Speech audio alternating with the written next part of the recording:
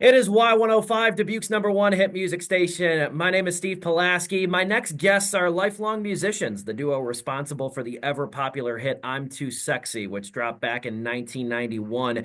Even recently, the duo's hit has been sampled and interpolated in songs by the likes of Taylor Swift and Drake, just to name a few.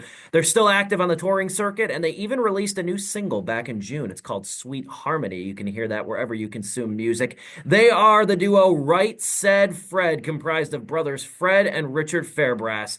Gentlemen, how are you two today?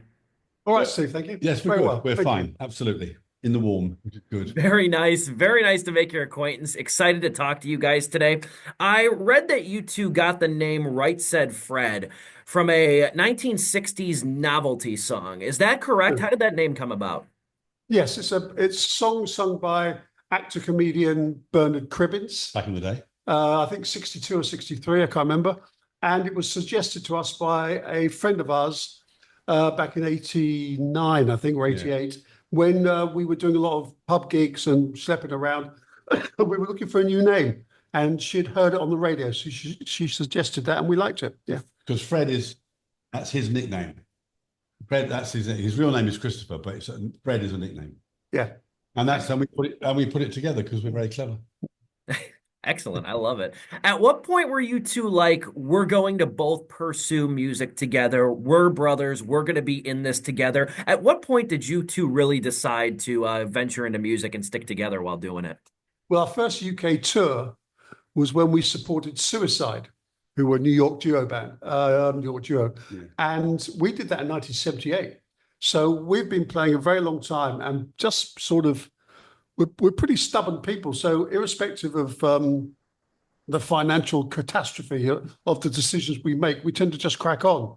And so we it's basically since about 78 we've just been doing it, and never really considered stopping. Really, No. we just it's I mean, what we like doing. well, as a duo, we just sort of fell into it. We didn't sort of there was no kind of, revelatory moment where we thought, right, we're going to work as a duo. We just kind of fell into it, really. Yeah. We didn't even think about it. We just did it. Yeah, I mean, originally, right, said Fred, not originally, but when we did I'm Too Sexy, Rob Manzoli was also with us, guitar player and songwriter. And Rob sort of, we split company with Rob in 97. So we were a duo, then we weren't a duo, and Then we were. then we were. So, Yeah. and it's just finding people we like working with. And Rob was one of the very few people we enjoy working with. Yeah. Yeah. It's an interesting dynamic too. I think when brothers get into business together, it sounds like it was a very natural progression for you two and stuff like that. But, obviously you guys grew up together, you drank the same water together and stuff like that. Does that make sort of, making creative decisions and like going through creative processes, if you guys maybe have different opinions on things, does that make maybe sort of like the, differences of opinion easier to handle just because you guys have that history with each other being brothers?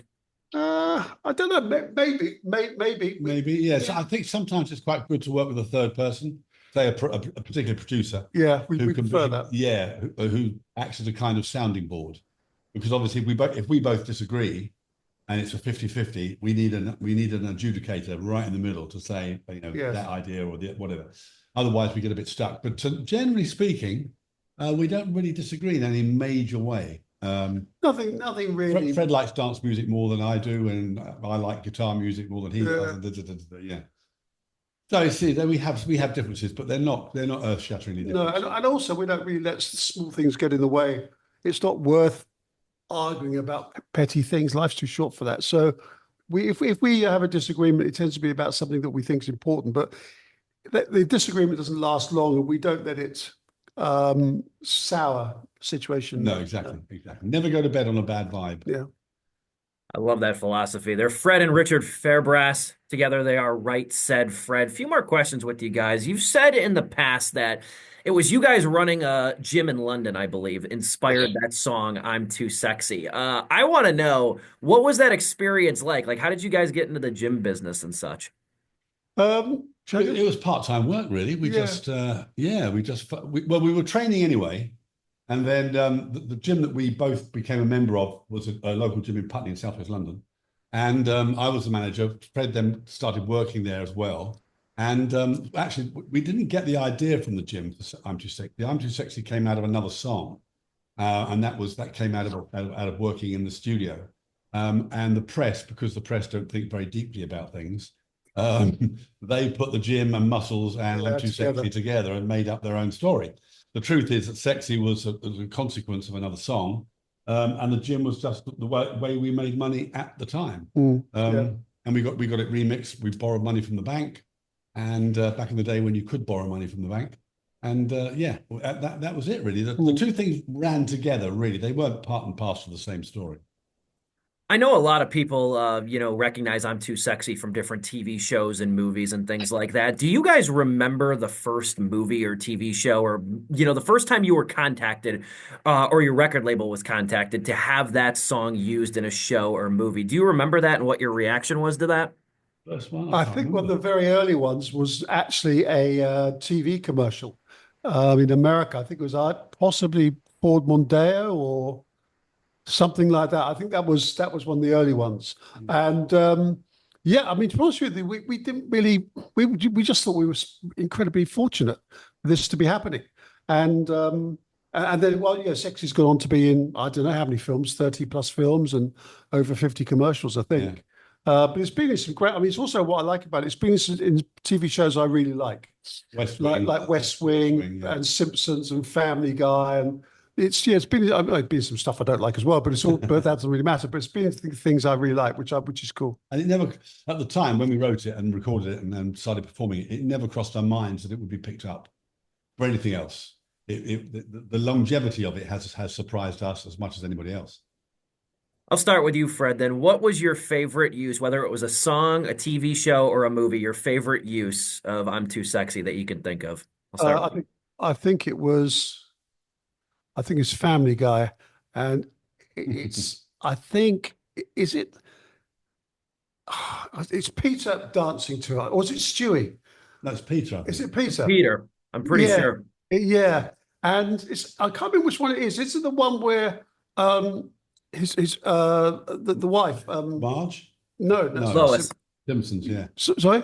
Lois. Yeah. Lois. So at one point she opens a bar in the basement. She opens some strip bar or something like that in the basement. I'm wondering if that's it, if that's the episode. So that's probably that's the one I remember. And I do like the one in West Wing as well, because they keep going back to it. They talk about it, yeah. Yeah, they go back to it throughout that episode. Yeah. What about you, Richard? What's your favorite use of it? I think Grumpy Old Men. Yeah, that's good as well. Great choice. Yeah. Because I like both those actors, Jack Lemmon and Malden. I liked them both, and that was my favorite thing. Excellent stuff. Yeah. Talking to the duo behind Right Said Fred here at his Y105. Looking forward to hearing about this too, because I would love to see you guys in concert. Describe what a Right Said Fred concert is like. What's sort of the atmosphere you two gentlemen cultivate? Well, we try and we don't dance. Yeah, we don't dance. We don't dance. We try and cultivate an atmosphere of that's upbeat and fun, sing along, fun sort of vibe, if you like. We try and get away from the doom and gloom, because a lot of people have that in their lives outside of a gig, let alone within it. Yeah.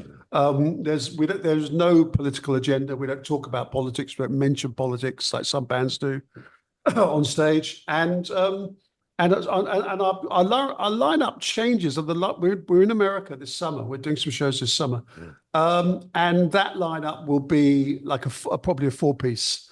What I'm guessing.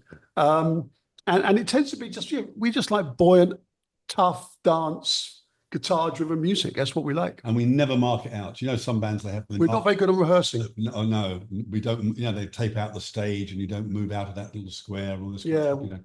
We never mark it out. We never block it. We never do anything. No, we don't. No, we tend to see what mood we're in on the day. And obviously, sometimes that works for you, and sometimes it doesn't. But we've tried doing all the cues in your headphones and all that sort of more choreographed, if you like, approach. It doesn't work for us. So we have to do what we do, what we are comfortable doing. Yeah, and also it's as much as we can do to remember what we're doing. Musically. I could barely remember the lyrics. Which venue I'm in. Let alone so the idea of move to the left and sort of dance here and don't sing there.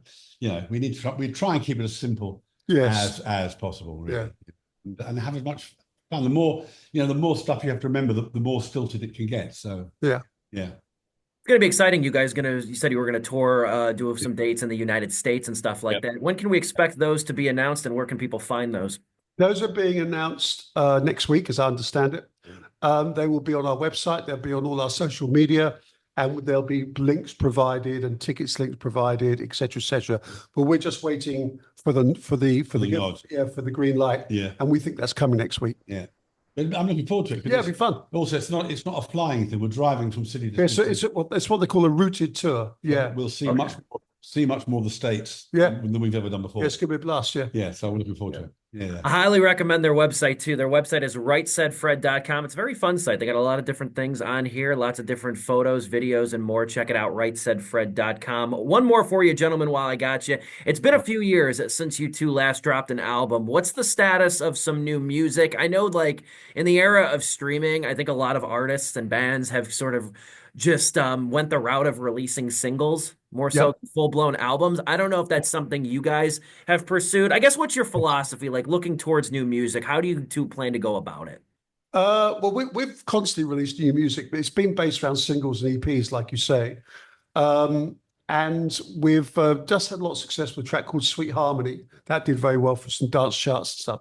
So we've got a new record that will be released prior to the tour, and we're working on that now. It's being mixed, going to be mixed by Eric Cupper, and we are literally in the studio next week doing the final stems, and then hopefully the mix will be ready and the track will be ready April, I would think. Yeah, End of March. Yeah, It's an original track. It's not. Yes. Sweet Harmony was a cover, as you probably know. yeah, And this is not a cover. This is an original track. yeah, So that's the plan. And yes, I mean, from our point of view, we're an independent band, so investing in an album would not make any sense. The cost Yeah. of it would be unbelievably stupid. So yes, we tend to. I mean, obviously, if you've got 2 or 3 hit singles on the bounce, then it makes perfect sense to start looking at wrapping it around some other tracks. But at the moment, as you say, most bands tend to feed out singles because the costs are so high yeah. and the return can be so small. They are Fred and Richard Fairbrass. Together, they are Right Said Fred. I want to give you gentlemen the final word to promote your website, promote your music, the upcoming tour, anything you guys really want to touch on. I want to give you the final word. You guys have been so gracious to talk to me today. So, floor is yours. Thank you. Right. Well, we're available on X at the Freds, Instagram, TikTok, Facebook's all Right Said Fred official, rightsaidfred.com, and all the dates for this June and July in the US will be published through all these websites, and there'll be links, and we will bore the living daylights out of you with links and photos and information. Exactly. Yeah. They're incredibly talented. They're funny, and they're also very humble. They're Fred and Richard Fairbrass of Right Said Fred. Thank you, gentlemen. I wish you guys nothing but continued success and a happy and healthy 2025. Cheers, man. Cheers, Steve. Have a good day, mate. All the best. Thank you. Bye-bye. Thank you. Bye-bye. Bye.